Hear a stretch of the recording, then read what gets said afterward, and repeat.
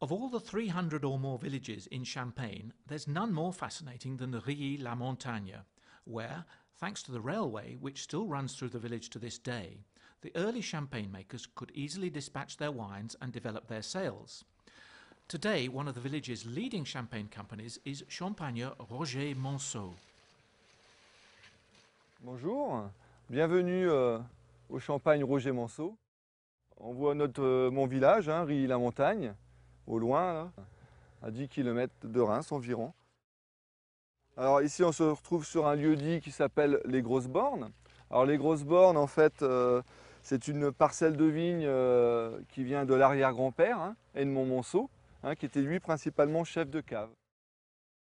Alors mon grand-père René Monceau, qui avait aussi un petit peu de vigne, était plutôt tonnelier. Il réparait des tonneaux pour les grandes maisons de champagne, il y avait un petit vignoble. Et c'est mon père, Roger, enfin notre père, parce qu'en fait j'ai 3 sœurs, dont Agnès est gérante avec moi. Et en fait, aujourd'hui, nous sommes tous les 4 associés de cette société familiale. Now, Roger Monceau was obviously an enterprising fellow, and there's an interesting story that's told about him and a bicycle.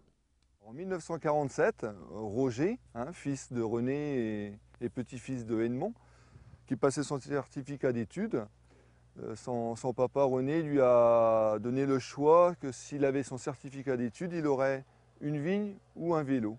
Et Roger, en fait, à son certificat d'études, il a choisi la vigne. Voilà. Et en fait, l'année suivante, avec la récolte, il a pu se payer son vélo. But Roger's ambitions went far beyond just buying himself a bicycle. Alors Roger et ses ambitions de vigneron, et avec sa première parcelle de vigne, il avait envie d'acquérir d'autres parcelles, dont il en a eu de son papa, de son grand-père. Et en fait, il a commencé à faire son champagne dans les années fin 50, tout début 60. Today, the family owns almost 13 hectares of vines, spread out over almost 80 different plots, and Patrick knows every single plot in the utmost detail. Nous, le Champagne Roger Monceau, on se situe entre Reims et Épernay, en montagne de Reims, sur des terroirs essentiellement premier cru et grand cru de Champagne.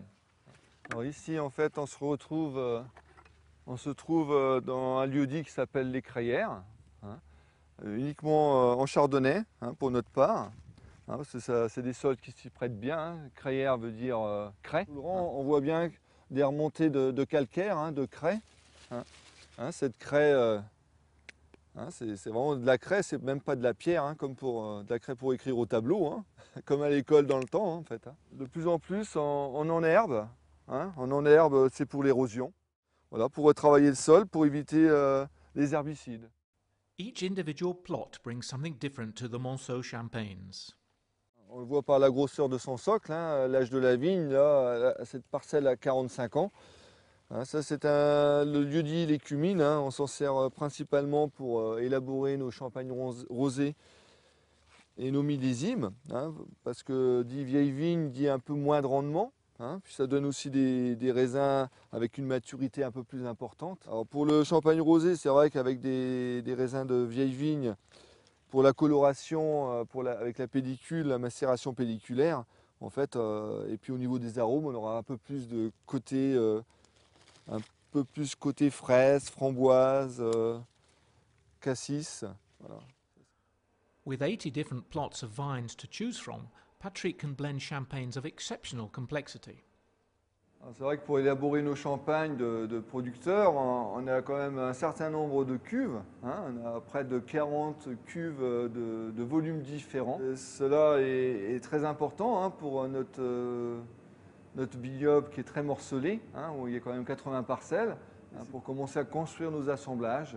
Il y a une certaine complexité entre le pinot noir qui apporte beaucoup de vinosité, la rondeur du meunier, c'est bien un fruit rouge mais plus en rondeur, et la minéralité du chardonnay, la fraîcheur, la finesse, l'élégance du chardonnay.